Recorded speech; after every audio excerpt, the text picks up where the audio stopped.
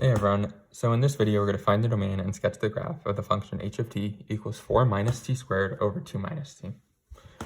So starting with the domain, when I try and find the domain of a function, I always ask myself, where's this function going to break? And the two big culprits of that are when you take a square root of a negative number or when you divide by 0. So we have no square roots in this function, but we do have a fraction. So we're going to have to be careful of the denominator becoming 0. So the numerator, 4 minus t squared, t can take any number here, right? This is just a polynomial. No number is going to break this top part. But we know we can't divide in a fraction by 0. So we need to make sure 2 minus t does never become 0.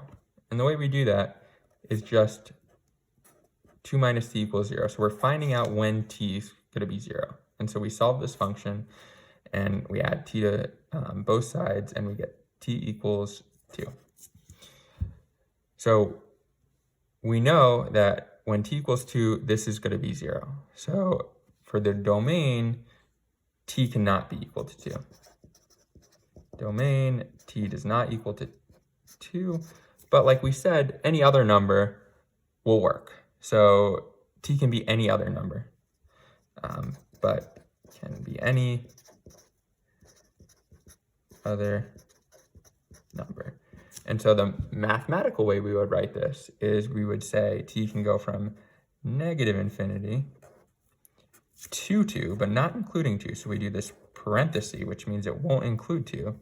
And then it goes from 2 to positive infinity. So that's our domain.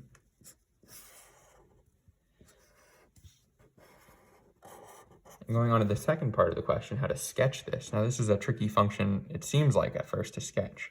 And, if you see this, if you're seeing a function like this and you don't see an immediate way to simplify it or to get a picture of it in your mind, I'd immediately just start doing a table. So plugging in values of t and then writing down what h of t is and then just graph that. And hopefully as you start doing that, you'll get a feel for what the function is. Now with this function, it just so happens there's an easy way to simplify it if you can see it. Now, again, I wouldn't fault you if you didn't see this on a test. So we have 4 minus t squared over 2 minus t. So the top part we can actually factor into two different parts. So the top part actually simplifies to 2 plus t, and 2 times 2 minus t. And if you FOIL this out, you'll get this over 2 minus t. Now to go from here to here, when I was a student, I would always struggle to recognize when these could be factored out.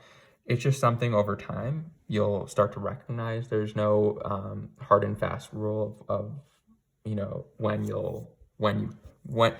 when a test that you can apply to know that you can factor out a function. And so we see that we have a 2 minus t in the denominator and a 2 minus t in the numerator. We can cancel these out, and we're just left with 2 plus t, and that's all equal to h of t. And so that's just a line with a slope of 1, right, in our mx plus b form. So here, m is 1, x is t, so 1 times t, and our y-intercept is 2. So we can draw that.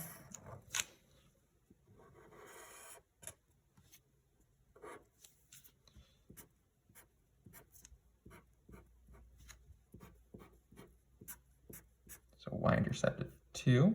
But with our y-intercept, we had said that we can't take the value of 2. So we're actually going to do an open circle there to say that it can't take that value. But it can take every value close to it. And then we can just draw a normal line with a circle there. So, when t is 1, the function will evaluate to 3. And when t is negative 1, we're going to evaluate to 1. And then this is a line like that with an open circle at h of t, t equals 0 and h of t is 2. Thanks for watching.